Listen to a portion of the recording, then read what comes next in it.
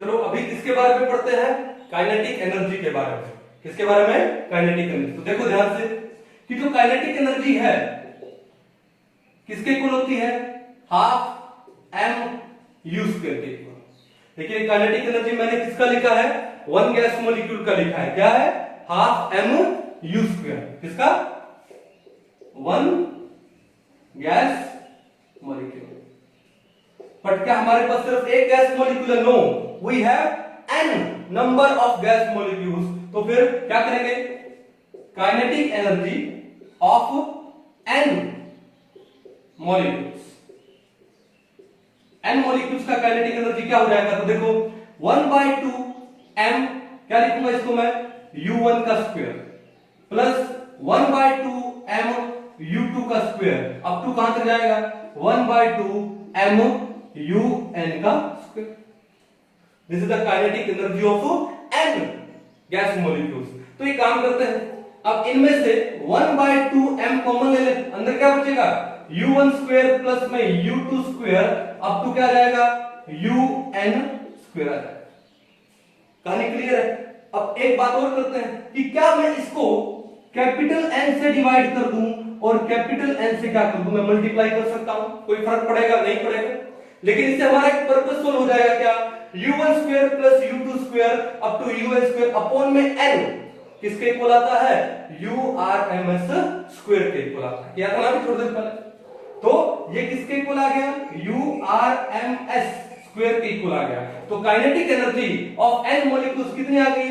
Half m, और वो क्या है? n urms का स्क्वायर। तो ये क्या आ गया हमारे पास? काइनेटिक एनर्जी आ गया of n molecules, of n molecules. कहानी समझ आ गई?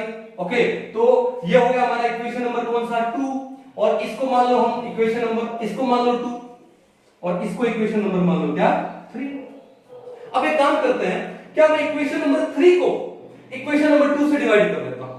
क्या कर देता हूं? 3/2 कर देता है। अब 3/2 करने से होगा क्या? तो क्या आएगा यहां पे? काइनेटिक एनर्जी अपॉन में यहां पर क्या आएगा? पीवी। अपॉन में क्या आएगा? पीवी। अब काइनेटिक एनर्जी किसके इक्वल है? 1/2 m n u r m s का स्क्वायर अपॉन पीवी किसके इक्वल आया था? 1/3 m n 1/3 m n u r m s का स्क्वायर के इक्वल आया था।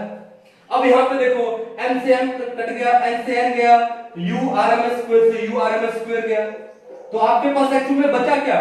1/2 अपॉन 1/3, ये 3 ऊपर आएगा तो क्या आएगा हमारे पास? 3/2। क्या आएगा हमारे पास? ये 3/2। अब एक काम करो, ये जो पीवी यहां डिवाइड में है इसको इधर ले जाते हैं तो क्या हो जाएगा? मल्टीप्लाई में हो जाएगा। क्या हो जाएगा यहां पे? ये मल्टीप्लाई में। तो क्या लिख देंगे हम लोग यहां पे कि जो काइनेटिक एनर्जी है it is equal to 3/2 PV. Kinetic energy is equal to 3/2 में पीवी। अब ये कहानी क्लियर हो गई। अब ये काइनेटिक गैस इक्वेशन पढ़ रहे हैं हम लोग, और वो किसके लिए है? आइडियल गैस के लिए। और जब आइडियल गैस की बात हो और आइडियल गैस इक्वेशन की बात ना हो, ऐसा कैसे हो सकता है? तो आइडियल गैस इक्वेशन क्या बोलती है? PV is equal to nRT। PV is equal to nRT। तो क्या इस PV को मैं रिप्लेस कर दूं nRT से, तो आपका ये जो काइनेटिक एनर्जी है, काइनेटिक एनर्जी किसके इक्वल हो जाएगा? 3/2 nRT हो जाएगा। बट ये किसके लिए? For n। n क्या है? Number of moles. For n moles of an ideal gas, of ideal gas. अगर n mole of ideal gas के लिए काइनेटिक एनर्जी निकालना हो तो क्या आता है? 3/2 nRT। 3/2 nRT। अब देखो, but if n is equal to 1, अगर number of moles of gas 1 हो जाए तो काइनेटिक एनर्जी किसके इक्वल हो जाएगी? ये हो जाएगी 3/2 क्या? RT। 3/2 RT। कहानी समझ आ गई? यही डेरिवेशन बोल रहा था मैं आपको कि for 1 mole of an ideal gas kinetic energy किसके इक्वल आती है? 3/2 RT के इक्वल आती है। अब देखो 3/2 कांस्टेंट है, R गैस कांस्टेंट है, तो काइनेटिक एनर्जी है वो डायरेक्टली प्रोपोर्शनल हुई कि नहीं हुई टेम्परेचर के? काइनेटिक एनर्जी किस पे डिपेंड करती है? सिर्फ टेम्परेचर पे डिपेंड करती है और किसी फैक्टर पे डिपेंड नहीं करती। तो 1 mole of an ideal gas के लिए काइनेटिक एनर्जी क्या होगा? 3/2 nRT। 1 मोल का मतलब क्या होता है? Avogadro number. 1 मोल का मतलब क्या होता है? Avogadro number. ये ऊपर वाला मिटा दो, काम हो गया हमारा ये। 1 मोल का मतलब क्या है? Avogadro number. और एवोगैड्रो नंबर क्या होता है? Na। तो मैंने क्या बोला कि 1 मोल के लिए काइनेटिक एनर्जी कितना है? 3/2 RT। 1 मोल यानी Na means 4 Na molecules. Kinetic energy कितना है? कितना हो गया? ये है आपका 3/2 RT। 3/2 RT है क्योंकि n का वैल्यू 1 हो गया। तो अगर Na मोलिक्यूल्स के लिए काइनेटिक एनर्जी 3/2 RT है, 1 मोल में कितना होगा? Na होगा ना, Na मोलिक्यूल्स होंगे, ठीक है। तो फिर 1 मोलिक्यूल के लिए कितना होगा? 1 मोलिक्यूल के लिए जो काइनेटिक एनर्जी है वो कितना हो जाएगा? ये जो Na है वो वहां पे डिवाइड में चला जाएगा, तो ये हो जाएगा 3/2 RT अपॉन में Na। तो for 1 molecule of A gas kinetic energy का फॉर्मूला क्या है? 3/2 RT अपॉन में Na। अब ये R क्या भैया बताओ? Gas constant. ये Na क्या है? Avogadro number. तो ये जो R बाय Na, अब देखो R की वैल्यू कितनी होती है? अब किसकी बात करें? एनर्जी की। अगर हम लोग एनर्जी ले रहे हैं तो R किस में लेंगे? वो एनर्जी वाले टर्म में जूल में लेंगे। तो R की वैल्यू कितनी होती है? 8.314 जूल पर केल्विन पर मोल होती है, ठीक है। जूल पर केल्विन पर मोल। लेकिन हम तो क्या ले रहे हैं? पर मॉलिक्यूल ले रहे हैं, तो एक बार मैं इसको क्या ले लेता हूं? जूल पर केल्विन अपॉन में क्या है? Na। अब Na की वैल्यू कितनी है? 6.022 into 10⁻23। और ये क्या होती है? पर मोल। ये भी क्या होती है? पर मोल। अब जब आप R बाय में Na करोगे, R अपॉन में Na करोगे तो क्या आएगा? ये आएगा 8.314 जूल पर केल्विन पर मोल अपॉन में 6.022 into 10⁻23 क्या? पर मोल। पर मोल से पर मोल कैंसिल आउट हुआ। अब देखो कि 8.3 को जब आप 6.022 से डिवाइड करते हो तो वैल्यू अप्रोक्सीमेटली आती है 1.38। कितनी आती है? 1.38 इनटू में ये 10⁻23 ऊपर जाके क्या आ जाएगा? 10⁻⁻23 और यूनिट क्या बचे? जूल पर केल्विन। क्या बचे? यूनिट जूल पर केल्विन।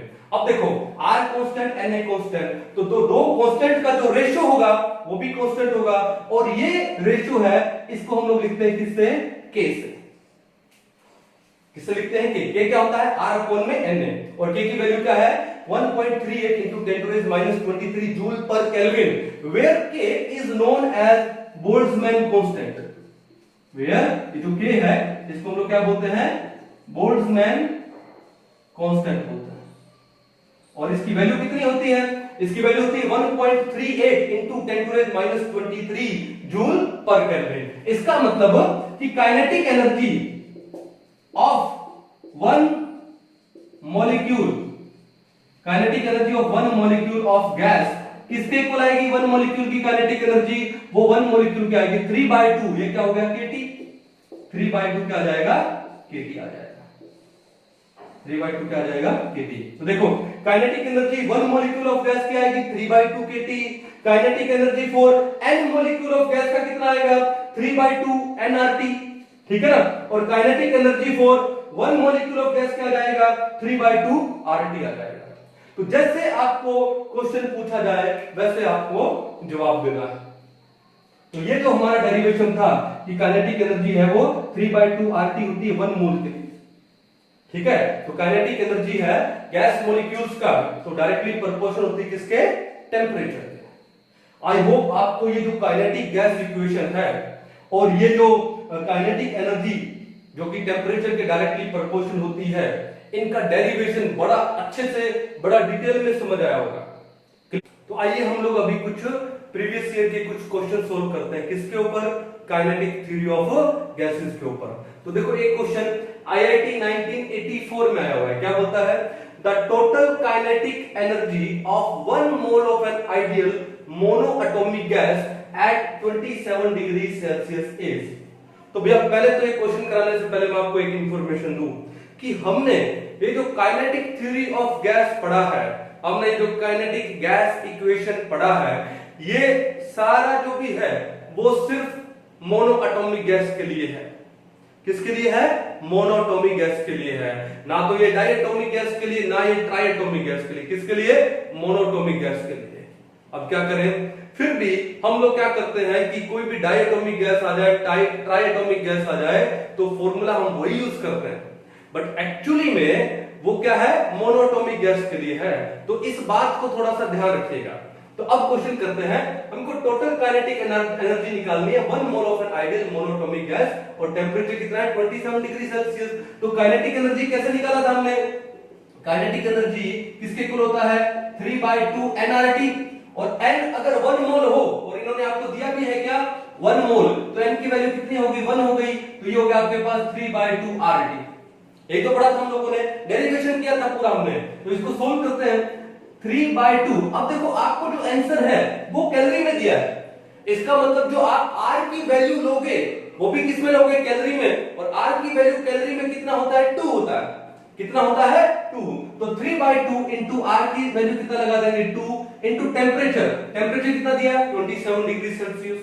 लेकिन हमको क्या लेना है? एब्सोल्यूट टेम्परेचर यानी केल्विन में। तो 27 में 273 ऐड कर दो तो कितना हो जाता है? 300 केल्विन। कितना हो जाता है? 300 केल्विन। तो 2 से 2 कैंसिल कर दिया, 3 इंटू 300 कितना हुआ? 900। कितना हुआ? 900। और ये हमारे पास क्या आ गई? कैलोरी में एनर्जी आ गई। तो आंसर क्या होगा? 900 कैलोरी। है क्या option? Yes, option number 1 is the correct. कहानी समझ आ गई? तो आपको जैसा ऑप्शन दिया जाए R का वैल्यू उसी हिसाब से फिट करोगे। अगर जूल में दिया जाए तो R का वैल्यू क्या करोगे? 8.314 जूल पर केल्विन पर मोल, और कैलोरी में है तो R का वैल्यू किस में करोगे? 2 में करोगे। ठीक है ना? चलो अब नेक्स्ट क्वेश्चन देखो, CT92 BHU95 क्या बोलता है? The internal energy of 1 mole of ideal gas. अब बताओ आइडियल गैस का जो एनर्जी होगा, इंटरनल एनर्जी होगा, वो क्या होगा? उसका काइनेटिक एनर्जी होगा, और आइडियल गैस के 1 मोल का काइनेटिक एनर्जी कितना होता है? वही 3/2 RT। तो आंसर क्या जाएगा? 3/2 RT। बड़ा सिंपल क्वेश्चन था, फ्री के नंबर है ये। चलो MLNR 91 में एक क्वेश्चन आया, क्या बोलते हैं? At the same temperature and pressure, देखो टेम्परेचर को कांस्टेंट कर दिया और प्रेशर भी कांस्टेंट कर दिया, which of the following gas will have highest kinetic energy पर मोल। देखो ट्रिकी क्वेश्चन है, सिंपल सी बात। क्या बोला कि जो काइनेटिक एनर्जी है किसके इक्वल होती है? 3/2 RT। अब ये 3/2 RT तो कांस्टेंट है, तो काइनेटिक एनर्जी है it is directly proportional to temperature. वो सिर्फ टेम्परेचर पे ही डिपेंड करती है और किसी पे डिपेंड नहीं करती। अब अगर आपने उसी टेम्परेचर को कांस्टेंट कर दिया तो काइनेटिक एनर्जी पे हाईएस्ट किसकी पूछा है? अरे मॉलिक्यूलर मास पे तो डिपेंड ही नहीं करती। किस पे डिपेंड करता है? सिर्फ टेम्परेचर पे। काइनेटिक एनर्जी यहाँ पे मॉलिक्यूलर मास पे डिपेंड नहीं करेगी। ठीक है ना? ओके, तो क्या बोला? Which of the following gas will have highest kinetic energy पर मोल? हाइड्रोजन, ऑक्सीजन, नाइट्रोजन, और क्या है? All the above. आंसर क्या आएगा? ऑल द अबव, क्योंकि टेम्परेचर क्या आपका कांस्टेंट है, तो किसी का भी हाईएस्ट नहीं होगा। ठीक है ना? सबका सेम होगा। क्यों? सिर्फ टेम्परेचर पे डिपेंडेंट है काइनेटिक एनर्जी यहाँ पे। चलो नेक्स्ट क्वेश्चन देखो, AP 1980 में है, according to kinetic theory of gases there are, पहला क्या है? Intermolecular attraction. Kinetic theory of gas में हमने एक पोस्टुलेट पढ़ा था, क्या पढ़ा था? कि that there is no force of attraction और repulsion between the gas molecules. ठीक है ना? तो पहला पॉइंट तो उसने बोला इंटरमॉलिक्यूलर अट्रैक्शन होता ही नहीं। दूसरा क्या बोला है? Molecules which considerable volume, considerable volume. लेकिन काइनेटिक थ्योरी में क्या बोलता है? That the volume of a gas molecule is negligible as compared to the total volume of the container. तो पहला दूसरा ऑप्शन भी क्या हो गया? इनकरेक्ट हो गया। फिर क्या बोलता है? No intermolecular force of attraction, correct है। फोर्थ क्या बोलता है? The velocity of molecules decreases for each collision, no no no no. तो ये भी क्या हो गया? इनकरेक्ट। तो अपना आंसर क्या आ गया? Option number 3। बड़ा इजी था। नेक्स्ट देखो, IIT 1986 में क्वेश्चन आया हुआ है, if A gas expends at constant temperature. देखो टेम्परेचर अगर कांस्टेंट रहेगा तो काइनेटिक एनर्जी भी क्या रहने वाली है? कांस्टेंट रहने वाली है। तो अगर एक गैस एक्सपेंड करती है कांस्टेंट टेम्परेचर पे, तो पहला क्या बोलता है? द प्रेशर डिक्रीज अगर गैस एक्सपेंड करेगी, टेम्परेचर हमने कांस्टेंट किया है तो फैक्ट है, तो प्रेशर तो ऑटोमेटिकली डिक्रीज होगा। तो पहला ऑप्शन करेक्ट है भाई। फिर दूसरा क्या है, the kinetic energy of molecules remain same, बिल्कुल सही है, क्योंकि काइनेटिक एनर्जी किसके ऊपर डिपेंड करती है, टेम्परेचर पे। अगर टेम्परेचर कांस्टेंट है और गैस एक्सपेंड कर रही है तो काइनेटिक एनर्जी पे क्या फर्क पड़ेगा, कोई फर्क नहीं पड़ेगा, सेम रहने वाली है। दूसरा ऑप्शन भी करेक्ट है, I think multiple correct option वाला होगा ये। थर्ड क्या है, the kinetic energy of molecules decreases, मतलब ही नहीं है, क्योंकि टेम्परेचर कांस्टेंट है तो काइनेटिक एनर्जी कैसे डिक्रीज करेगा। फोर्थ है, the number of molecules of gas decreases, अरे नंबर ऑफ मॉलिक्यूल्स कोई बाहर से थोड़ी आ जाएंगे कि वो इंक्रीज हो जाएंगे, नो। तो ये भी क्या हो गया, रॉन्ग हो गया। तो हमारा आंसर क्या हो गया, ऑप्शन नंबर 1 एंड 2। क्लियर है। चलिए नेक्स्ट क्वेश्चन देखो, सीबीएसई 96 में आया हुआ है। क्या बोलता है ये, the average kinetic energy of an ideal gas पर मॉलिक्यूल। हमने इसके लिए भी कैलकुलेशन पढ़ा था ना कि पर मॉलिक्यूल अगर काइनेटिक एनर्जी निकालते हैं तो कैसे निकालते हैं, तो काइनेटिक एनर्जी किसके इक्वल हो जाती है, 3/2 kT। 3/2 kT यानी 1 मोल का है काइनेटिक, 1 मॉलिक्यूल का है काइनेटिक एनर्जी, क्या है 3/2 kT। यहां पर क्या है, बोल्ट्जमैन कांस्टेंट किसके इक्वल होता था, R में Na। R क्या है, गैस कांस्टेंट, और Na क्या है, एवोगैड्रो नंबर। और इसकी वैल्यू कितनी थी, 1.38 into 10⁻23 जूल पर केल्विन। डेरिवेशन में अच्छे से पढ़ा था हम लोगों ने। तो इन्होंने यही पूछा है पर मॉलिक्यूल, और इन्होंने आपको टेम्परेचर दे दिया कितना, 25 डिग्री सेल्सियस। तो 25 डिग्री सेल्सियस को केल्विन में कन्वर्ट कर लो, कितना हो जाएगा, 298। तो कैसे सोल्व करेंगे, ये हो जाएगा अपना 3/2 इनटू के की वैल्यू कितनी होती है, 1.38 into 10⁻23, और यूनिट क्या होते हैं, जूल पर केल्विन। इनटू में टेम्परेचर कितना है, 25 डिग्री सेल्सियस, बोले तो 298 केल्विन। ये केल्विन ये पर केल्विन कैंसिल हो गया, तो हमारा आंसर किस में आ गया, जूल में। अब इसको सोल्व करते हैं, देखो कैलकुलेशन है, स्मार्ट बॉक्स से सोल्व करते हैं। कैसे, ये 298 है, क्या मैं इसको एक बार मान लूं लगभग कितना, 300, यानी अप्रोक्स में ले आएंगे हम लोग, ठीक है। इस 2 को अगर मैं इससे डिवाइड करूं तो कितना आएगा, 150 आएगा। अब 150 into 3 कितना होता है, 450, और 450 into 1.38 तो 450 से ज्यादा होगा, यानी 500 हो जाना चाहिए, 600 हो जाना चाहिए। अब देखो हमारे पास ऑप्शन में जाते हैं, तो ऑप्शन में हमारे पास 3 ऑप्शन क्या है, 6.17, यानी अगर आप 150 को 3 से मल्टीप्लाई करते हो तो 450, और 450 को 1.38 से डिवाइड करोगे तो लगभग 617 आ जाएगा।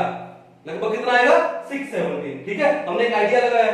इनटू में क्या है, 10⁻23, और क्या है, जूल। अब देखो कि अगर मैं इसको साइंटिफिक वे में लूं तो ये पॉइंट कहां आऊंगा, यहां पर, तो ये हो जाएगा 6.17 इनटू 10⁻, कितना हो जाएगा 2, और ये है 10⁻23, तो आंसर क्या जाएगा, इनटू 10⁻21 जूल। तो आपके पास जो काइनेटिक एनर्जी आ गई, क्या, पर मॉलिक्यूल कितना आ गया, 6.17 इनटू 10⁻21 जूल। कोई ऑप्शन है, पहला है 6.17 10⁻21 किलो जूल, नहीं होगा। दूसरा है 6.17 into 10⁻21 joule is the correct option.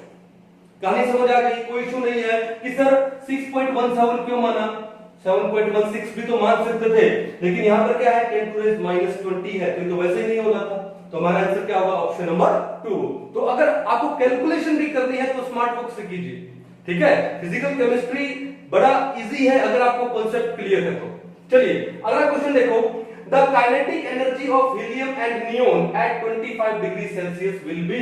Kinetic energy किस पे डिपेंड करता है, टेम्परेचर पे, no matter what the gas is, चाहे वो हीलियम है, चाहे नियोन है, चाहे आर्गोन है, कार्बन, कुछ भी है, सिर्फ किस पे डिपेंड करता है, टेम्परेचर पे। तो पहला क्या है, kinetic energy of neon is greater than, no, kinetic energy of neon is equal to kinetic energy of helium, बिल्कुल सही है, क्योंकि वो सिर्फ टेम्परेचर पे डिपेंड करता है। अगर टेम्परेचर सेम है तो दोनों गैसेस का काइनेटिक एनर्जी भी क्या होगा, सेम होगा। क्लियर है।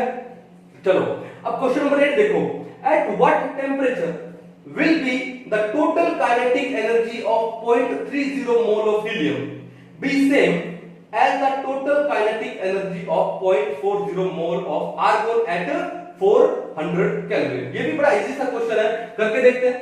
तो कहां पे सोल्व करूं, यहां सोल्व कर दूं, इसको मिटा देते हैं। ठीक है, चलो क्या बोला इन्होंने कि काइनेटिक एनर्जी सेम होगा किसका, हीलियम का एंड दैट ऑफ आर्गोन का। तो इसका मतलब क्या है कि kinetic energy of helium is equal to kinetic energy of argon. पहले ही मान लेते हैं हम लोग। अब काइनेटिक एनर्जी किसके इक्वल होती है, ये क्या 3/2 nRT। हम यहाँ पे n लूंगा क्योंकि आपको यहाँ पर नंबर ऑफ मोल्स दिए हैं, तो हीलियम का मैं ले रहा हूं क्या 3/2 nRT और इसका भी ले रहा हूं क्या 3/2 nRT। ठीक है, अब एक बात देखो कि टेम्परेचर आपको अलग अलग दिया है, तो ये T1 है, ये क्या हो जाएगा T2 हो जाएगा, ये N1 है तो ये क्या हो जाएगा N2 हो जाएगा।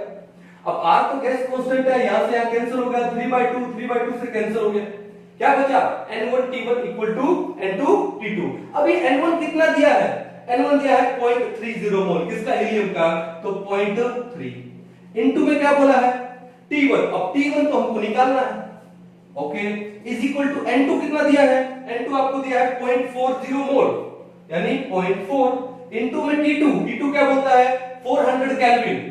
हमारा आंसर किस में आएगा, केल्विन में आएगा। तो 0.3 को यहां ले जाओ तो T1 किसके इक्वल हो गया 0.4 अपॉन 0.3। अरे 0.4 अपॉन 0.3 को मैं क्या 4/3 लिख सकता हूं, बिल्कुल लिख सकता हूं। तो ये हो गया 4/3 इनटू में क्या है 400 इंटू 4 कितना होता है 1600 अपॉन में 3 कितना आएगा, ये आएगा 5 3 जा 15 फिर 3 533 केल्विन के अप्रोक्स आएगा। कितना आएगा 533 केल्विन। क्या 533, यस बिल्कुल, ऑप्शन नंबर 3 दिया हुआ है 533 केल्विन। बड़ा सिंपल क्वेश्चन था, आराम से कर पाओगे। चलो अब क्वेश्चन नंबर देखो 9 BHU 94 में, which of the following statement is false। आपसे false स्टेटमेंट पूछी है। पहला क्या बोलता है, the product of pressure volume of fix amount of A gas. Fix amount of A gas होने का मतलब क्या है, नंबर ऑफ मोल्स कांस्टेंट दे दिए और पीवी पूछ रहा है आपसे। तो पीवी पूछ रहा है it is independent of temperature. पहले तो बताओ ये कौन सा लॉ हुआ, ठीक है, कौन सा हुआ, बॉयल्स लॉ हुआ। बॉयल्स लॉ में किसके बीच में रिलेशनशिप होता है, पीवी के बीच में रिलेशनशिप होता है। अब इसने बोला है कि it is independent of temperature. No, वहां तो टेम्परेचर क्या रहता है, कांस्टेंट रहता है, वहां तो टेम्परेचर क्या होता है, कांस्टेंट होता है। तो यहां पर बोला इज इंडिपेंडेंट ऑफ टेम्परेचर, तो भैया पहला ही ऑप्शन मेरे लिए फॉल्स हो गया। तो फॉल्स पूछा है तो according to me first option is false. दूसरा देखते हैं, molecules of different gases have the same kinetic energy at a given temperature। बिल्कुल बात सही बोल रहा है, ठीक है ना। एक गिवन टेम्परेचर पे चाहे कोई भी गैस हो उसका काइनेटिक एनर्जी उनके मॉलिक्यूल्स का क्या होगा, सेम होगा। Okay, the gas equation is not valid at high pressure and low temperature. बिल्कुल सही बोल रहा है। At low temperature and high pressure एक आइडियल गैस रियल गैस की तरह बिहेव करती है, क्यों, लिक्विफाई होना स्टार्ट हो जाती है। अभी हम लोग आने वाले लेक्चर्स में पढ़ेंगे, अच्छे से पढ़ेंगे। तो थर्ड ऑप्शन करेक्ट है। फोर्थ ऑप्शन देखो, the gas constant per molecule is known as Boltzmann constant. बिल्कुल, ये गैस कांस्टेंट क्या होता है, R पर मॉलिक्यूल पूछा है तो किससे डिवाइड कर दिया, एवोगैड्रो नंबर से, तो उसको हम लोग क्या बोलते हैं, के बोले तो बोल्ट्जमैन कांस्टेंट। ये भी करेक्ट है। तो फोर्थ स्टेटमेंट कौन सा हो गया, ऑप्शन नंबर 1 हो गया, पक्का। चलो नेक्स्ट क्वेश्चन देखो क्या बोलता है, which one of the following represents the kinetic gas equation। Derivation किया था अच्छे से। तो काइनेटिक गैस इक्वेशन क्या होती है, PV is equal to 1/3 m n u RMS का स्क्वायर। तो वहां पे जो m है वो क्या है, mass of gas molecule, n क्या है, नंबर ऑफ गैस मॉलिक्यूल्स, और u RMS को आप जानते हो क्या, रूट मीन स्क्वायर वेलोसिटी। तो पहला ऑप्शन दे रहा है PV equal to nRT, no, ideal gas equation है। दूसरा है P plus A upon V square into V minus V equal to RT। ये भी आने वाले लेक्चर में पढ़ेंगे, क्या है, रियल गैस इक्वेशन है। क्या है, रियल गैस, जिसको हम लोग वान डेर वाल इक्वेशन भी बोलते हैं। फिर PV equal to 1/3 ml u square, बिल्कुल करेक्ट है। फिर अगला क्या है, R1/R2 is equal to root of M2/M1। क्या है ये, रेट ऑफ डिफ्यूजन के बारे में बात हो रही, ग्राम्स लॉ ऑफ डिफ्यूजन के बारे में। तो क्लियर है। तो बड़े सिंपल क्वेश्चन यहां पर दिए हुए हैं, ठीक है ना। आई होप आपको बड़े अच्छे से समझ आए होंगे, ठीक है। तो एक बार उतार लीजिए, फिर हम लोग आगे बढ़ते हैं। अब हम लोग आगे पढ़ते हैं क्या, different motions of gaseous molecule, ये जो गैस मॉलिक्यूल्स है इनकी डिफरेंट टाइप ऑफ वेलोसिटीज के बारे में हम लोग डिस्कस करते हैं। बड़ा इंपॉर्टेंट है ये भी एग्जाम पॉइंट ऑफ व्यू से। तो क्या लिखा हमने, डिफरेंट मोशंस, या फिर मैं लिखूं वेलोसिटीज, वेलोसिटीज लिख देते हैं of gaseous molecules, of gaseous molecules. तो देखो सबसे पहले हम लोग यहां पर बात करते हैं किसके बारे में, रूट मीन स्क्वायर वेलोसिटी। किसके बारे में, रूट मीन स्क्वायर वेलोसिटी। इसको हम लोग क्या लिख देंगे, यू आर एम एस, या इसको हम लोग यू से भी लिखते हैं, क्या लिखते हैं, स्मॉल यू से भी लिखते हैं, रूट मीन स्क्वायर वेलोसिटी। हमने जब काइनेटिक गैस इक्वेशन पढ़ा था तो रूट मीन स्क्वायर वेलोसिटी पढ़ा था। फिर भी एक बार दोबारा से हम लोग क्या कर लेते हैं, रिवाइज कर लेते हैं कि रूट मीन स्क्वायर वेलोसिटी क्या होगा, यू आर एम एस या फिर यू किसके इक्वल होगा, रूट। तो सबसे पहले तो क्या कर दो, रूट कर दो, उसके बाद क्या कर दो, मीन कर दो। मान लो कुछ गैस मॉलिक्यूल्स है उनका वेलोसिटी है u1, कुछ का है u2, कुछ का है un, ठीक है। और मीन करने का मतलब क्या है, डिवाइडेड बाय में टोटल नंबर ऑफ मॉलिक्यूल्स यानी n हो गया। फिर उसके बाद क्या करना है, स्क्वायर। तो इन वेलोसिटीज का क्या कर दो, स्क्वायर कर दो, इन वेलोसिटीज का क्या कर दो, स्क्वायर। तो वो क्या जाती है, रूट मीन स्क्वायर वेलोसिटी आ जाती है। इसको रूट मीन स्क्वायर स्पीड भी कई बार कुछ एक क्वेश्चन में दिया जाता है। अब इसका भी आगे डेरिवेशन है, लेकिन उस डेरिवेशन की हमको रिक्वायरमेंट नहीं है, यहां पर कोई जरूरत नहीं है, कभी पूछते नहीं उसके बारे में, तो हम लोग इसको डायरेक्ट कर दें। कहते हैं कि जब ये कैलकुलेट किया गया तो ये जो रूट मीन स्क्वायर वेलोसिटी है ये किसके इक्वल आई, ये आया रूट ऑफ 3RT अपॉन में कैपिटल M। किसके इक्वल आया, रूट ऑफ 3RT अपॉन में कैपिटल M। M क्या है, molar mass of the gas, M क्या है, molar mass of the gas. तो कहानी समझ जाओगे। तो जो URMS होती है वो किसके इक्वल होती है, रूट ऑफ 3RT अपॉन में M के इक्वल होती है, रूट ऑफ 3RT अपॉन में M। अब बताओ PV किसके इक्वल होता है, nRT आइडियल गैस। अगर मैं 1 मोल ऑफ आइडियल गैस ले लूं तो PV किसके इक्वल हो गया, RT। तो मैं लिख दूं रूट ऑफ 3RT की जगह क्या लगा दूं, PV अपॉन में क्या हो जाएगा, M हो जाएगा, अपॉन में क्या हो जाएगा, M। तो ये भी है। फिर ये देखो डेंसिटी क्या होती है, मास अपॉन वॉल्यूम। अब यहां पे देखो नीचे मास है ऊपर वॉल्यूम है, तो क्या हो जाएगा, 1 बाय डेंसिटी। यानी देखो डेंसिटी किसके इक्वल है, मास बाय वॉल्यूम। इसको उल्टा कर दो तो वॉल्यूम बाय मास, तो ये भी क्या हो जाएगा, उल्टा हो जाएगा, तो क्या हो जाएगा 1 बाय डी। तो क्या मैं V अपॉन M की जगह क्या लगा दूं, 1 बाय डी लगा दूं। 1 बाय डी लगाएंगे तो ये क्या हो जाएगा, it is equal to root of 3P upon में क्या हो जाएगा, D हो जाएगा, 3P अपॉन में D। यानी इन सेंस ऑफ डेंसिटी हम लिख सकते हैं, इन सेंस ऑफ PV हम लिख सकते हैं, और इन सेंस ऑफ RT भी हम लोग लिख सकते हैं। तो ये क्या हमारी root mean square velocity, clear है। चलो अब देखो जो दूसरी वेलोसिटी आती है उसको हम लोग क्या बोलते हैं, एवरेज वेलोसिटी। क्या बोलते हैं उसको हम लोग, एवरेज वेलोसिटी, ठीक है। इसको या तो आप लिखो V एवरेज, या फिर आप इसको V ये बार करके लिख दो, V एवरेज या V बार। अब ये एवरेज वेलोसिटी क्या होगी, देखो ध्यान से, ये जो V बार है किसके इक्वल होगा, कि जो गैस मॉलिक्यूल्स है हमारे पास उनकी वेलोसिटीज का मीन ले लो, एवरेज ले लो, यानी u1 प्लस में u2 अप टू क्या हो जाएगा, un अपॉन में क्या लिख दोगे, total number of gas molecules. तो वो क्या आ जाएगी, उनकी वेलोसिटी का एवरेज आ जाएगी, तो उसको हम लोग क्या बोलेंगे, एवरेज वेलोसिटी। अब इसको जब सोल्व किया गया तो इसके लिए जो एवरेज वेलोसिटी है यानी जो v बार है वो किसके इक्वल आता है, रूट ऑफ 8RT अपॉन में पाई M। किसके इक्वल आता है, रूट ऑफ 8RT अपॉन में पाई M। अब देखो इसको मैं ये भी लिख सकता हूं, RT की जगह हम क्या लगा सकते हैं, PV, कब, for 1 mole of A gas. तो ये क्या हो जाएगा, रूट ऑफ 8PV अपॉन में पाई M, या फिर V बाय M की जगह मैं क्या लिख दूं, 1 अपॉन D। तो ये हो जाएगा रूट ऑफ 8P अपॉन में पाई क्या हो जाएगा, D हो जाएगा। तो ये आपकी यहां पर क्या, एवरेज वेलोसिटी। क्लियर है। अब जो थर्ड टाइप की वेलोसिटी है यहां पर वो कौन सी है, उसको बोलते हैं क्या, most probable velocity, most probable speed या फिर मोस्ट प्रोबेबल वेलोसिटी। ठीक है, तो इसको हम लोग कैसे लिख देंगे, वी एम पी, या फिर इसको हम लोग क्या लिख सकते हैं, इसको हम लोग अल्फा से लिखते हैं। किसे लिखते हैं हम लोग इसको, अल्फा से।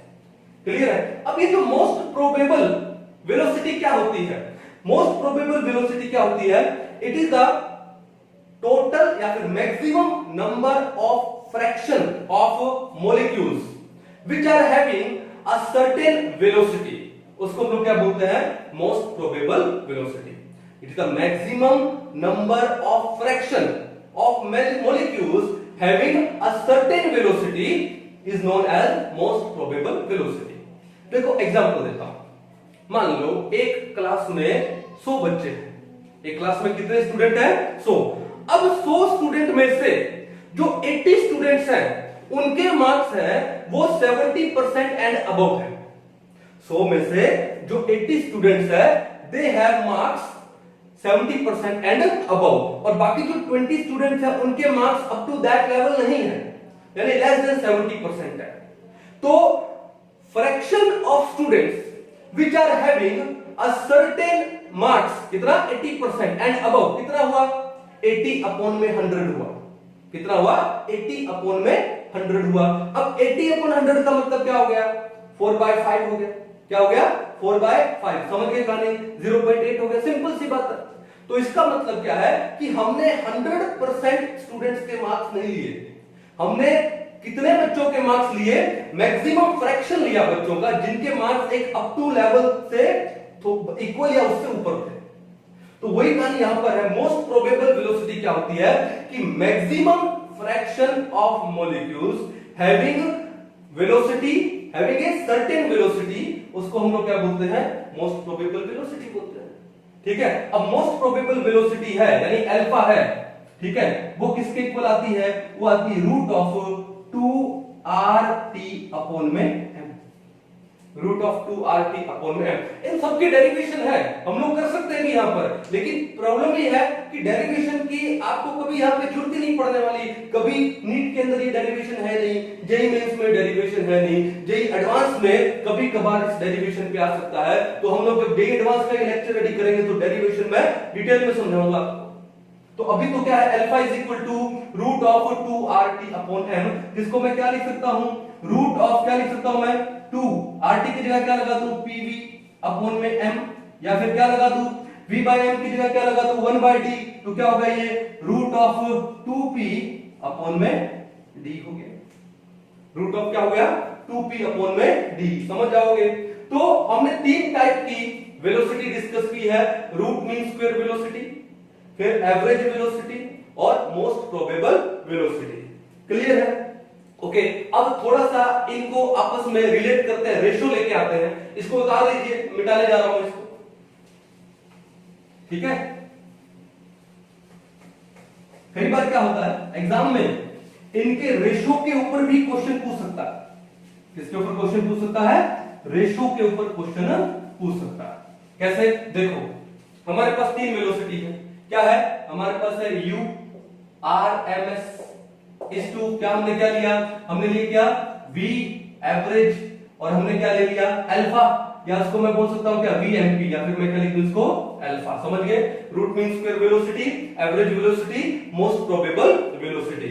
अब ये किसके इक्वल आती है, रूट ऑफ 3RT अपॉन में m, ये किसके इक्वल है, रूट ऑफ 8RT अपॉन में पाई m, और ये किसके इक्वल है, रूट ऑफ 2RT अपॉन में, रूट ऑफ 2RT अपॉन में m। अब एक काम करें, स्क्वायर कर दे, अब स्क्वायर करेंगे तो इनका रूट खत्म हो जाएगा, ठीक है, रूट खत्म हो जाएगा। उसके बाद और क्या चीज यहां पर कॉमन है, मुझे RT अपॉन m कॉमन दे रहा है, और स्क्वायर क्यों करें हम लोग यहां पे, स्क्वायर पड़ा रहने देते हैं एक बार, ये रूट पड़ा रहने देते हैं एक बार। तो क्या है कि root of RT upon m, root of RT upon m, root of RT upon m क्या हो जाएगा, कैंसिल हो जाएगा।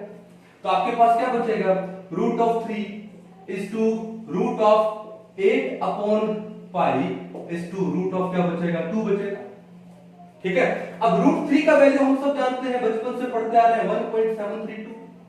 रूट 2 का वैल्यू भी बचपन से पढ़ते आ रहे हैं 1.414। अब 8 अपॉन पाई, पाई का वैल्यू कितना होता है 3.142। तो 8 अपॉन 3 करेंगे तो लगभग कितना आएगा 2.66 कुछ समथिंग आएगा।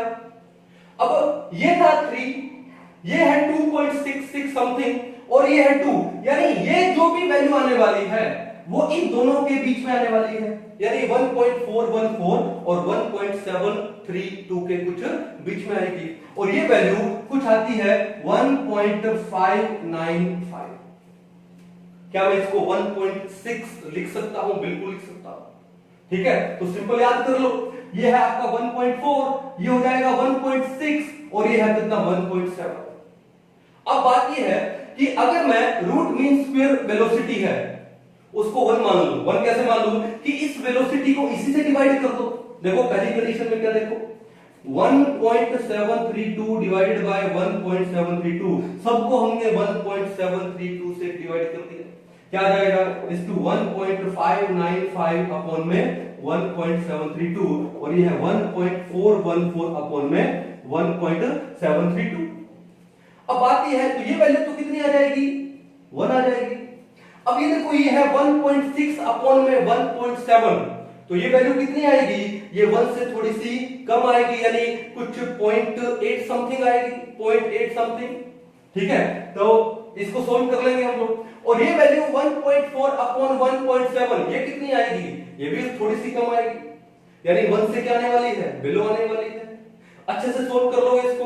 अब देखो दूसरी कंडीशन क्या है, दूसरी कंडीशन में हम लोग क्या काम करेंगे, हम यहां से चलते हैं, इसको मैं 1 मान लूं और ये 1 कब बनेगा, जब हम इसको 1.414 को 1.414 से डिवाइड कर देंगे, सबको डिवाइड कर दो 1.595 अपॉन 1.414 और ये है 1.732 अपॉन 1.414। तो ये तो कितना आ गया आपके पास, रेशो 1 आ गया। अब ये रेशो 1.5 अपॉन 1.4 ये तो 1 से ज्यादा आना चाहिए, और ये 1.732 अपॉन 1.414 ये भी 1 से ज्यादा आना चाहिए। तो ये रेशो शायद कुछ 1.128 है और ये रेशो कुछ 1.2 समथिंग है। क्या है 1.2 समथिंग। अब आपको ये वैल्यू रटने की जरूरत नहीं है, आपको सिर्फ ये ध्यान देना है कि ये जो अल्फा है अगर ये 1 है तो बाकी दो वैल्यूज है उससे ज्यादा होंगी और ये वाली वैल्यू है उसके बीच में होगी। और अगर मान लो कि रूट मीन स्क्वायर वेलोसिटी 1 है तो जो बाकी दो वैल्यूज है उससे क्या होगी, कम होगी, और ये एवरेज वेलोसिटी की वैल्यू क्या है उसके बीच की होगी, उसके क्या होगी, बीच की होगी। कहानी समझ आ गई? एक बार इसको उतार लीजिए। ठीक है, अगर इन वैल्यूज को कैलकुलेट किया तो देखो ये 1 आ रहा है, 1.595 को 1.732 से डिवाइड करेंगे तो कुछ 0.92 आ रहा है, कैलकुलेटर से आप कैलकुलेट करके देखिएगा, और ये वैल्यू आ रही है कितनी 0.816। सिमिलरली ये 1 आ रहा है और ये वैल्यू कितना आ गया 1.128 और ये वैल्यू कितना आ रहा है 1.224। तो इसके ऊपर कई बार कुछ क्वेश्चन हो सकते हैं, रेशियो के ऊपर क्वेश्चन हो सकते हैं। फिर मैं कह रहा हूं कि वैल्यूज याद होना जरूरी नहीं है, बट ये याद होना जरूरी है कि ये जो क्या याद रखोगे, ये जो रूट मीन स्क्वायर वेलोसिटी है इट इज ग्रेटर देन किसके, एवरेज वेलोसिटी, और एवरेज वेलोसिटी ज्यादा होती है किससे, किससे, अल्फा से, मोस्ट प्रोबेबल वेलोसिटी। ये बात पता होना बहुत जरूरी है। रूट मीन स्क्वायर वेलोसिटी सबसे ज्यादा होती है और उससे कम कौन सी है, एवरेज वेलोसिटी, और उससे कम कौन सी है, मोस्ट प्रोबेबल वेलोसिटी। ये बात याद होना बहुत जरूरी है। आई थिंक आपको ये समझ आया होगा। तो एक काम करते हैं, कुछ एक क्वेश्चन करके देखते हैं कि हम वो क्वेश्चन इजीली कर पाएंगे या नहीं कर पाएंगे। ठीक है, तो एक बार इसको उतारो, क्वेश्चन करेंगे। अब देखो नेक्स्ट क्वेश्चन देखो, आईआईटी 2001 में आया हुआ है। यहाँ पे क्या बोलता है ये, the root mean square speed of an ideal gas at constant pressure varies with density as. अभी थोड़ी देर हमने पढ़ा, थोड़ी देर पहले, कि जो रूट मीन स्क्वायर स्पीड होती है आरएमएस है, यूआरएमएस है, किसके इक्वल होती है, रूट ऑफ 3RT अपॉन में m होती। लेकिन उसने क्या पूछा है कि विद डेंसिटी पूछा है उसने, तो डेंसिटी पूछा तो हम लोग क्या काम करेंगे, लिख दूंगा रूट ऑफ 3RT की जगह क्या लगा दूं, P पीवी अपॉन में एम। अब ये v अपॉन एम है तो वहां पे क्या लगाएंगे 1/d, ये भी पढ़ा था। तो ये क्या हो जाएगा रूट ऑफ 3p अपॉन में d, पढ़ा था। अब देखो क्या बोला, the RMS speed of an ideal gas at constant pressure. आपका ये जो प्रेशर है वो कांस्टेंट दिया हुआ है, टीम तो वैसे भी कांस्टेंट है, प्रेशर वैसे ही कांस्टेंट दे दिया, तो जो u आरएमएस है वो क्या हो गया इनवर्सली प्रोपोर्शनल हो गया किसके स्क्वायर रूट ऑफ d, या डायरेक्टली प्रोपोर्शनल हो गया 1 अपॉन स्क्वायर रूट ऑफ d। तो क्या पूछा, it varies with densities as, तो कैसे आएगा, ऑप्शन नंबर कौन सा हो गया 4 हो गया। सिंपल क्वेश्चन था, आईआईटी में सिंपल सा क्वेश्चन दिया हुआ। उसके बाद देखो next, according to kinetic theory of gas the RMS velocity is directly proportional to, तो देखो रिलेशन क्या है हमारे पास u RMS is equal to root of 3r_t upon में m। अब इसने सिर्फ आरएमएस का टेम्परेचर के साथ रिलेशन पूछा है, किसके साथ पूछा है, temperature for a particular gas. m तो कांस्टेंट होगा, 3 तो वैसे ही कांस्टेंट है, r गैस कांस्टेंट है, तो ये जो u आरएमएस हो गया वो डायरेक्टली प्रोपोर्शनल हो गया क्या रूट ऑफ t, किसके हो गया रूट ऑफ t। तो डायरेक्टली प्रोपोर्शनल क्या हो गया रूट ऑफ t, क्या हो गया ऑप्शन नंबर 3। ये भी बड़ा सिंपल सा क्वेश्चन था। अब देखो क्वेश्चन नंबर 13 दिया हुआ है यहाँ पे, इसको मिटा देते हैं एक बार। क्वेश्चन नंबर 13 क्या दिया हुआ है, क्या बोलते हैं, at what temperature the RMS velocity of SO2 be same as that of O2 at 303 kelvin. तो एक काम करते हैं, एक साइड में तो ले लेते हैं क्या SO2 और दूसरे साइड में क्या ले लेते हैं मान लो O2, कंपैरिजन में इजी हो जाएगा। अब आरएमएस की बात हुई है तो रूट मीन स्क्वायर वेलोसिटी क्या होती है रूट ऑफ 3r, फिर इसका टेम्परेचर अलग है वही निकालना अपने को एट व्हाट टेम्परेचर, तो लिख दिया मैंने T1 अपॉन में इसका मॉलिक्यूलर मास क्या है m1, और यहां पर ये O2 क्या हो गया उसका root mean square velocity 3r क्या हो गया T2 अपॉन में क्या हो गया ये m2। क्लियर है कहानी, कोई इशू नहीं है। अब देखो यहां भी रूट है यहां भी रूट है, तो रूट को क्या कर दो उड़ा दो, फिर क्या हो जाएगा 3r से 3r कैंसिल आउट हो जाएगा, 3r से 3r कैंसिल आउट हो जाएगा, तो क्या बचेगा T1 अपॉन में m1 इज इक्वल टू, तो उसने बोला ना it will be same, same का मतलब इक्वल हो गया, इक्वल टू किसके हो गया T2 अपॉन में m2 के हो गया। अब अपने को क्या निकालना है एट व्हाट टेम्परेचर T1 निकालना है, तो take this m1 at this side, तो अगर m1 को मैं यहां ले जाऊंगा तो इनटू में क्या आ जाएगा m1 आ जाएगा। अब आपको T2 कितना दिया है 303 केल्विन दिया है, T2 कितना दिया आपको 303 केल्विन, इनटू में m1 क्या है SO2 का मोलर मास, और SO2 का मोलर मास कितना होता है 64, कितना होता है 64 अपॉन में m2 क्या है O2, और O2 का मोलर मास कितना होता है 32। अब 32 2 जा 64, 303 को 2 से मल्टीप्लाई करोगे तो कितना आएगा भैया 606, और टेम्परेचर किस में दिया है केल्विन में, तो आपका आंसर क्या गया 606 केल्विन। क्या ऑप्शन है, yes option number 2 is the correct. Clear है, कॉन्सेप्ट क्लियर होना चाहिए भैया, आपके क्वेश्चन बिल्कुल करेक्ट होंगे। चलो आगे क्वेश्चन नंबर 14 देखो, the molecules of which of the following gases have the highest speed. अब इनमें से आप कोई भी स्पीड ले लो, जैसे मान लो मैं रूट मीन स्क्वायर वेलोसिटी ही ले लेता हूं। अब एक चीज आपने नोटिस किया है कि आपको यहां पे गैसेस दिया हुआ और टेम्परेचर दिया हुआ है, तो सबसे पहले बात तो आपको ये ध्यान में रखनी है कि देखो रूट मीन स्क्वायर वेलोसिटी क्या है u किसके इक्वल है रूट ऑफ 3r_t अपॉन में m, मींस किसी गैस का मोलिकुलर मास जितना ज्यादा होगा उसकी रूट मीन स्क्वायर स्पीड उतनी ही कम होगी, यानी उसकी वेलोसिटी चाहे वो रूट मीन स्क्वायर हो, चाहे वो एवरेज हो, चाहे वो मोस्ट प्रोबेबल हो, क्योंकि सब में नीचे क्या आता है मॉलिक्यूलर मास आता है रूट में। तो किसी गैस का मोलर मास जितना ज्यादा होगा उसकी स्पीड उतनी ही क्या होगी कम होगी। तो इसने क्या बोला the molecules of which of the following gases have the highest speed. ये स्पीड हाईएस्ट करने के लिए ये m मेरे को क्या करना पड़ेगा लोएस्ट करना पड़ेगा। अब देखो ऑक्सीजन का कितना होता है मोलर मास 32, N2 का कितना होता है 28, CH4 का कितना होता है 16 और हाइड्रोजन का कितना होता है 2। तो बिना सोचे समझे ऑप्शन नंबर 4 को टिक कर दो, तो उसका स्पीड क्या हो जाएगा हाईएस्ट हो जाएगा।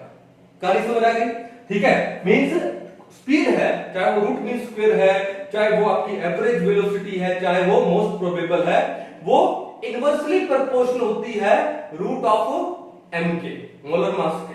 कहानी समझ गए? मनी पार्ट 2001 में क्वेश्चन क्या दिया देखो, if the average velocity of N2 molecules is 0.3 metre per second at 27 degree Celsius, clear है? Then the velocity of 0.6 metre per second will take place at, अब देखो आपको मॉलिक्यूल तो सेम दिया N2, ठीक है, बट आपको दो डिफरेंट कंडीशन दे दिया। पहले तो आपको एवरेज वेलोसिटी 0.3 दे दिया एक पर्टिकुलर टेंपरेचर पे, और बाद में ये वेलोसिटी को उन्होंने क्या कर दिया, डबल कर दिया। क्या कर दिया? डबल कर दिया, और पूछा है कि टेंपरेचर कितना होगा। तो भैया एक बात देखो, इसको मिटाते हैं, यहां सोल्व करेंगे, इसको मिटाइए तो पूरे। देखो एवरेज वेलोसिटी का फॉर्मूला क्या है पहले ये बताओ। तो हमारे पास जो v एवरेज किसके इक्वल है, रूट ऑफ 8 RT में पाई है, ये तो फॉर्मूला है। अब बात यह है कि N2 मॉलिक्यूल्स का एवरेज वेलोसिटी कितना था, 0.3 था पहले, मैंने लगा दिया 0.3 is equal to root of क्या 8R। अब T कितना देर का था उन्होंने 27 डिग्री सेल्सियस, और 27 डिग्री सेल्सियस को केल्विन में कन्वर्ट करोगे तो कितना आएगा 300 केल्विन। तो ये हो गया इनटू में 300 केल्विन हो गया, अपॉन में क्या है पाई, और m कौन है N2, और दूसरे टाइम भी कौन सी, वही सेम गैस है, तो फिर m को लिखने की जरूरत है नहीं, ठीक है ना, तो m को एज इट इज छोड़ दूंगा, क्लियर है? अब ये वैल्यू आ गई यहां पर पक्का। अब कहते हैं कि ये वेलोसिटी यहां से डबल हो जानी है, 0.6 हो जानी है। क्या हो जानी है?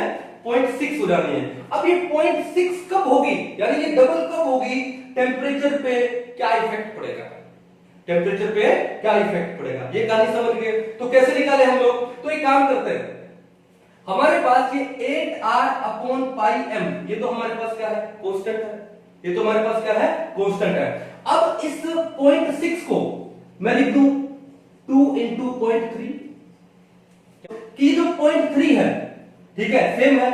अब ये जो 2 मल्टीप्लाई में आया, इस 2 को अगर मैं अंदर ले जाऊं, इस 2 को अगर मैं कहां ले जाऊं, अंदर ले जाऊं, तो क्या हो जाएगा, ये हो जाएगा root 8R upon pi m, इसको तो टच ही नहीं करना।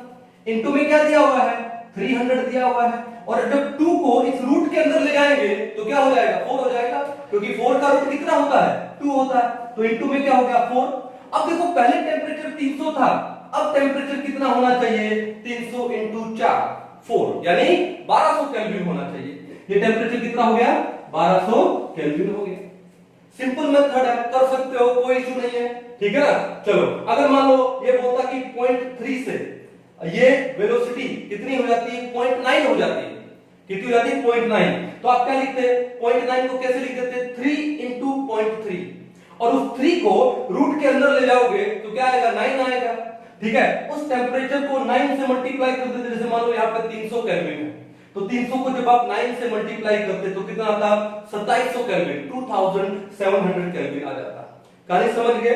तो बड़े सिंपल वे से आपको क्वेश्चन सोल्व करना है। तो ये 1200 केल्विन आया, तो क्या हमें यहाँ पे ऑप्शन दिया हुआ है, बिल्कुल ऑप्शन नंबर 4 दिया है 1200 केल्विन। अब अगर मान लो यहां पर आपको एक ऑप्शन देता, क्या 927 डिग्री सेल्सियस, 1200 केल्विन नहीं देता, तो आप 927 डिग्री सेल्सियस करते, क्यों, क्योंकि उसको अगर आप केल्विन में कन्वर्ट करोगे 927 डिग्री को, प्लस में 273 कितना होता है, 1200 होता है। समझ आ गई? तो सिंपल क्वेश्चन था ये भी। अब क्वेश्चन नंबर देखो 16, which of the following has maximum RMS velocity at the same temperature, ठीक है। अब देखो टेम्परेचर सेम है, U क्या होता है, ये होता है रूट ऑफ 3RT अपॉन में m, 3 कांस्टेंट है, R कांस्टेंट है, और टेम्परेचर भी इन्होंने क्या कर दिया, कांस्टेंट कर दिया। तो ये U मैक्सिमम कब होगा, जब ये m क्या होगा, मिनिमम होगा, क्योंकि इनवर्सली प्रोपोर्शनल है ना किसके, रूट ऑफ m के। तो m मिनिमम किस में है बताओ। अब हाइड्रोजन में कितना है, 2, मेरे ख्याल से ये आंसर हो गया। SO2 में कितना होता है, 64, CO2 में कितना होता है, 44, O2 में कितना होता है, 32, और H2 में कितना है, 2। तो जिसका मोलर मास सबसे कम होगा एट सेम टेम्परेचर, उसकी जो रूट मीन स्क्वायर वेलोसिटी बोलो, या फिर आप उसको एवरेज वेलोसिटी में भी ले लो, या फिर उसका मोस्ट प्रोबेबल वेलोसिटी बोलो, वो क्या हो जाएगा, ज्यादा हो जाएगा। तो हमारा आंसर क्या हो गया, ऑप्शन नंबर 4 हो गया। समझ आया न्यूमेरिकल कैसे करने हैं, ठीक है। तो बड़े इजी न्यूमेरिकल है, आपका कॉन्सेप्ट क्लियर है तो इजीली आप न्यूमेरिकल कर पाओगे। फिजिकल केमिस्ट्री है, डरना नहीं है, ठीक है, यही आपको सबसे ज्यादा मार्क्स दिलाएगी, ठीक है, और हम ज्यादा मार्क्स लेके आएंगे फिजिकल केमिस्ट्री में। ठीक है, तो इसी उम्मीद के साथ मिलते हैं नेक्स्ट लेक्चर में, तब तक थैंक यू।